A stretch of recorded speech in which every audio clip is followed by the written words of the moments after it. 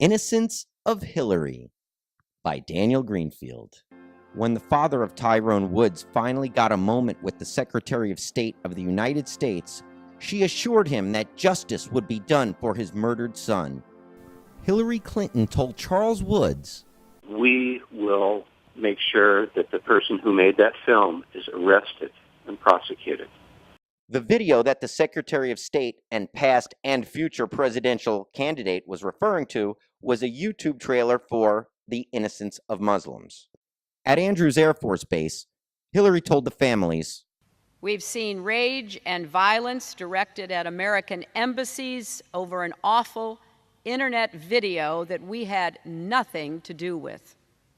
Even in the presence of the families of the murdered Americans who died because of her, Hillary Clinton was still making lying about Islamic terrorism and apologizing to Muslims into her two major priorities. 2 days earlier, Hillary Clinton's Assistant Secretary of State had told the Libyan ambassador that Ansar al-Sharia, a group linked to al-Qaeda, was responsible. The morning of the receiving ceremony, AFRICOM had sent the State Department a list of suspects, including al-Qaeda members, responsible for the Benghazi attack. In January, Hillary had blamed imperfect information. As she makes her rounds promoting her book, she's fighting to keep the video lie alive.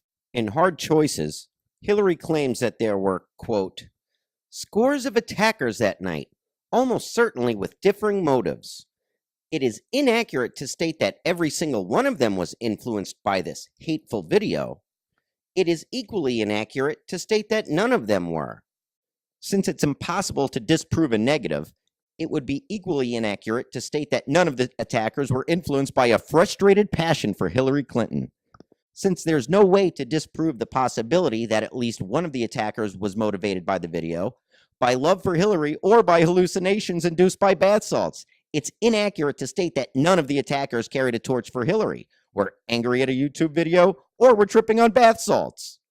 You expect to hear that kind of argument from a college freshman who just took Logic 1 and is trying to explain that she didn't finish her essay because nothing can truly be finished. But you don't expect to have to listen to this kind of childish drivel from the frontrunner for the presidency of the United States. The Benghazi attack wasn't carried out by a disparate group of loners with their own motives. It was an assault by a heavily armed jihadist group whose motive was, in their own words, to ensure that, quote, there will be nothing ruling in this country other than the laws of Allah. U.S. diplomatic facilities are outposts of infidel law that don't answer to Allah. They had to be destroyed. Al-Qaeda's first successful attack on the U.S. targeted embassies in Africa. Credit was claimed by a previously obscure group tied to Al-Qaeda. The attack on the Benghazi mission was similar to the failed 2008 attack on the U.S. embassy in Yemen, which used RPGs, snipers, and car bombs in another carefully planned assault by an al-Qaeda affiliate. The difference was that U.S. diplomatic facilities in Yemen were heavily fortified and defended, while the Benghazi mission couldn't have had worse security if al-Qaeda had been hired to protect it.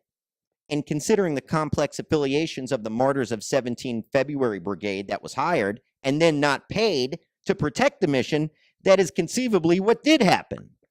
On September 11, 2012, Islamist groups carried out attacks against U.S. embassies in Egypt, Tunisia, and Yemen. The Egyptian attack was organized by the brother of the al-Qaeda leader. The attacks in Yemen and Tunisia had also been organized or promoted by al-Qaeda terrorists and supporters. These attacks were less heavily armed, but their goal was to remove the flag of the United States and raise the war flag of jihad over these small outposts of U.S. soil on Muslim land. These were not protests. They were motivated by the same pretext as Osama bin Laden's original declaration of war on the United States for, quote, occupying the Holy Land of Saudi Arabia. Al-Qaeda's attack on U.S. diplomatic facilities have been motivated by bin Laden's fatwa that, quote, after belief there is no more important duty than pushing the American enemy out of the Holy Land. Like Hillary, Rice, and Obama, Al-Qaeda's propaganda has been known to change, but its objectives have remained consistent. Their first U.S. embassy attack took place in August 1998. Every few years, there have been attacks by al-Qaeda affiliates against U.S. diplomatic facilities around the world. From Saudi Arabia to Syria to Pakistan to Turkey, the attacks routinely came around every 2 years. By September 11, 2012, the U.S. was due for another attack on its diplomatic facilities. On September 13, 2006, the embassy in Damascus had been attacked. On September 17, 2008, the embassy in Yemen had been attacked. In 2010, the Pakistani Taliban had targeted the U.S. consulate. It should not have been very difficult to spot the pattern. Hillary's defenders pass around a list of attacks on U.S. diplomatic facilities under Bush. But the vast majority of those attacks were stopped by guards and defenses. The casualties were usually locals. In Yemen, the attackers dressed in police uniforms and set off multiple car bombs to breach the embassy grounds. They had RPGs and grenades and had even set up a sniper ambush.